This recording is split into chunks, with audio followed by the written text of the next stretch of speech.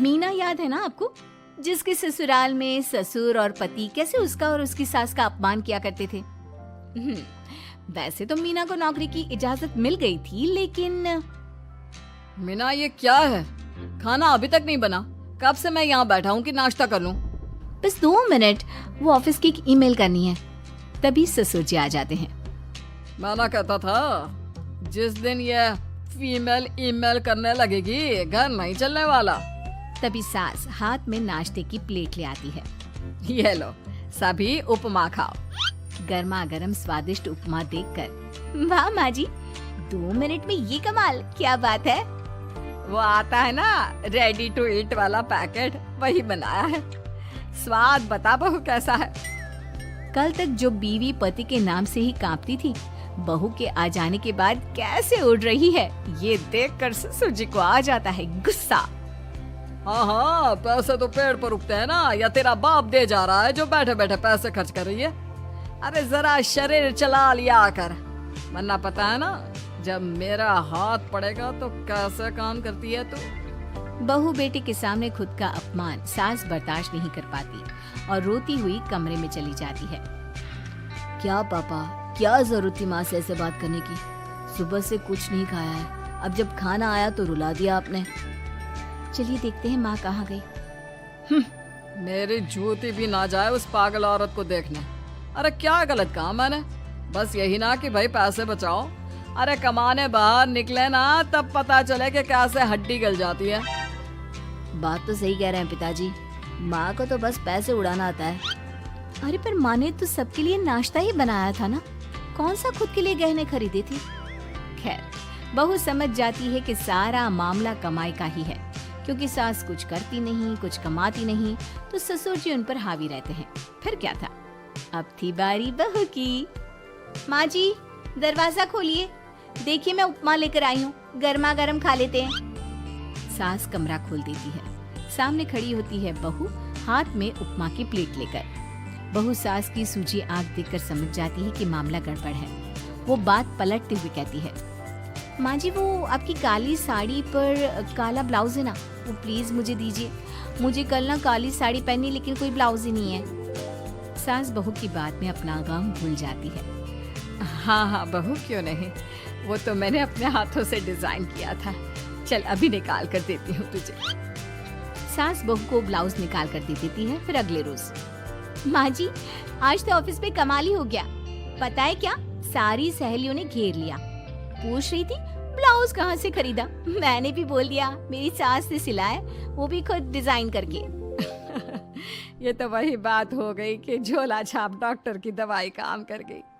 अरे बहू, ये तो बस ऐसे ही बना दिया था। लेकिन माँ जी आपको पता है, ये देखिए 2 लोगों ने तो मुझे कपड़ा भी दे दिया और नाम भी, सेम टू सेम डिजाइन का ब्लाउज बना दो, और बदले में ये 2000 रुपए। हाथ में 2000 देखकर सास की तो आंखें फटी की फटी रह जाती है। अरे बहू, ये तो कमाल ही कर दिया। ये काम तो मैं कल तेरे ऑफिस जाने से पहले ही खत्म कर दूंगी। सच्ची माँ जी, कैसे, इतनी जल्दी? अरे बहू, वो बस नाप है ना, उसी के आकार का काट काट कर डिजाइन ही तो देना है। ये तो मेरे बाएं हाथ का खेल है। अगले रोज बहू ऑफिस जाती है और फिर शाम को 2 ब्लाउज ले आती है। अरे बहू, क्या बात है, लेकिन इसकी डिजाइन। बहू फोन में सास को डिजाइन दिखाती है। अरे ये तो बच्चों वाला डिजाइन है, रुक अभी थोड़ी देर में ही दे देती हूँ। सास बहू को कपड़े सिल कर देती और बहू सास को रुपए। फिर एक रोज, माँ जी ये लीजिए कपड़े, लेकिन इसकी सिलाई मैंने ज्यादा ली है, वो क्या है ना हैवी काम है, तो मेहनत ज्यादा लगेगी ना आपको। अरे रहने देती बहू, मैंने कौन सी बुटीक खोली है। बहू को सास की बात में दम लगता है और वो कुछ सोचती हुई निकल जाती है। वो कमरे में बैठी होती है कि उसके ससुर की जोर जोर से चिल्लाने की आवाज आती है। फिर फिजूल खर्ची। अरे तुम्हारे जैसी बेकार नाकाम काज करने वाली औरत कब पैसे की कीमत समझेगी? क्या जरूरत थी ये मशीन खरीदने की?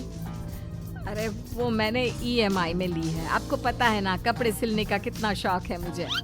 हाँ तो क्या दर्जी बनोगी? लोगों को पकड़ पकड़ कर नाप लोगी? अरे कुछ तो शर्म करो। तभी बहू आ जाती है, उसके हाथ में चाबी होती है। माँ जी ये चाबी मैंने चौराहे में आपके लिए बुटीक खोला है, पैसा लोन से लिया है तो काम करके आप चुका देना। और हाँ माँ जी, कल उद्घाटन है तो 11 बजे दुकान में पहुंच जाना। पूजा में आपको ही बैठना है। ये सुनकर ससुर जी आग बुबला हो जाते हैं। कहीं नहीं जाएगी ये, इस घर की औरतें बाहर नहीं निकलती। तू तो इंजीनियर है इसलिए तुझे इजाजत दे दी, लेकिन ये तेरी सास 4 अक्षर नहीं आते इसको। अरे रहने दे, क्यों पैसा बर्बाद करवा रही है। सास को डांटने की आदत ससुर जी को जो लग चुकी थी। सास बहू की ओर देखती है। तो माँ जी कल वक्त से तैयार रहना। ससुर जी आप ही तो माँ जी को कहते थे ना उन्हें पैसे की कदर नहीं है, तो अब वो खुद ही कमाने जा रही हैं। अरे और क्या पापा, देखिए मीना ने कितना अच्छा बुटीक खुला है माँ के लिए। अरे रहने दो, ये कुछ नहीं कर पाएगी, गंवार कहीं। ससुर की रजामंदी ना होने के बाद भी सास काम करती है, लेकिन ससुर भी ससुर होता है। एक रोज सास देर से घर आती है। कहाँ घूम रही थी? ये कोई वक्त है घर आने का? घर का ठेका क्या आप मर्द लेंगे? अब लोगों की रसोई में, क्योंकि तुम्हारी बहू रानी भी नहीं आई अभी तक। पापा आज बाहर से ही मंगवा लेते हैं। आज बहुत ज्यादा काम था, किसी की शादी का पूरा कपड़ा सिलना था। कल उन लोगों की ट्रेन थी, खुद बैठकर काम करवा कर गए हैं। बहू ये पैसे हैं आज के गल्ले के, जरा संभाल ले। ससुर देख रहा होता है कि कैसे कल तक जिस औरत को वो बुरा भला कहकर डरा कर रखता था, वो आज उससे ज्यादा कमा रही है। देखता है कितना दिन कमाती है।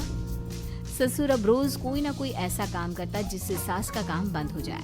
फिर एक दिन, हे भगवान 10 बज गया, बुटीक खोलने का वक्त हो गया है, लेकिन ये मेरी साड़ी, इस पर ये क्या गिर गया?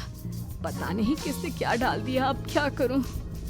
सास दोबारा अलमारी से दूसरी साड़ी निकालती है, फिर उसे प्रेस करती है और किसी तरह बुटीक पहुंचती है जहां पहले से ही कस्टमर खड़े होते हैं। अरे क्या हो गया? लगता है काम चल गया तो मैडम के भाव बढ़ गए। पता है इस धूप में पिछले आधे घंटे से खड़े हैं, पता होता तो वो बगल वाली शॉप में ही दे देते। अरे अरे माफ करिएगा, वो क्या हुआ ना, तैयार होकर निकल ही रही थी कि साड़ी में सॉस गिर गया। दोबारा साड़ी चेंज की तो आप आई। ठीक है, लेकिन अब आ गई है तो जरा जल्दी से कपड़े दे दो, हमें जाना है। सास को कस्टमर की बात बुरी लगती है, लेकिन क्या करती, वो जल्दी से सभी को सारा सामान देकर विदा करती है। सारा दिन काम करती है। वो निकल ही रही थी कि एक कस्टमर आती है। जी वो मेरी साड़ी है ना शादी की, उसका लहंगा बनवाना है। हाँ हाँ क्यों नहीं, बनवा लो। शादी की साड़ी के साथ इमोशंस जुड़े होते हैं।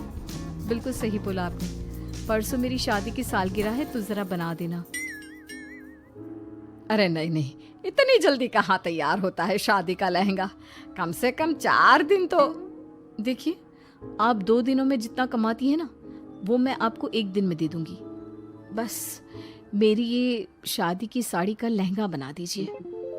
सास को भी अब पैसे की लालच आ जाती है। वो सोचती है कि वैसे भी कोई अर्जेंट काम नहीं है तो वो मैनेज कर लेगी। अब ठीक है, नाप दे दीजिए। औरत नाप देकर वहां से चली जाती है। सास सोचती है कि घर जाकर रात में काम करेगी। ये सोचकर वो उस औरत की शादी की साड़ी घर ले आती है। वाह, अब काम घर पर भी ले आ रही हो। हाँ लेकिन घबराइए नहीं, घर के काम में कोई असर नहीं होगा। सास घर का काम करती है, बहू के साथ खाना बनाती है, खिलाती है और फिर क्या बात है सासू माँ, बड़ी जल्दी जल्दी काम कर रही हैं आज। सास बहू को सारी बात बताती है। क्यों माँ जी, इतनी भी क्या मेहनत करना? अरे बात सिर्फ पैसे की नहीं है, बल्कि उस बेचारी औरत की इमोशंस की भी थी। ये उसकी शादी की साड़ी है ना। ससुर पास खड़ा सब सुन रहा था। अब देखो, बहुत काम करने का शौक है ना, कैसे भरे बाजार तुम्हारी दुकान खुद तुम बंद करोगी। जब सास पूरी रात काम करके सुबह लेटती है, मौका देखकर ससुर कैंची से साड़ी को काट देता है। अगली सुबह, चलो कल आधा लहंगा सिला था, आज पूरा करके शाम को ही उसे उसका लहंगा सौंप दूंगी। लेकिन ये क्या, सास जैसे ही लहंगा उठाती है, लहंगा तो फटा होता है। वहीं ससुर छुपकर सास को देख रहा था। हाय रे, ये किसने किया? ससुर छुपकर हंस रहा था। बहू देख लेती है और ससुर के पास जाती है। पिताजी, आपसे ऐसी छोटी हरकत की उम्मीद नहीं थी। आप खुद ही दुकान बंद करेगी। ससुर वहां से चला जाता है। सास भी वहां आ जाती है। वो समझ जाती है कि उसके पति ने ही साड़ी पर कैंची चलाई है। लेकिन फिर शाम को, जी वो मेरा लहंगा तैयार हो गया। हाँ जी, मैं तो कहती हूँ कि आप एक बार लहंगा पहन कर भी देख ले। औरत लहंगा पहन कर आती है और खूब खुश हो जाती है। अरे ये लहंगा है ना अंकल जी कमाल का, आंटी जी ने बनाया है, बिल्कुल लेटेस्ट डिजाइन। औरत सास को ढेर सारे पैसे देकर चली जाती है। लेकिन मैंने तो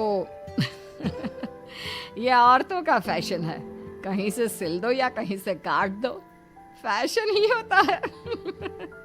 चलिए शाम का खाना मेरी तरफ से, आज आपका जन्मदिन है ना, रिटर्न गिफ्ट तो बनता ही है।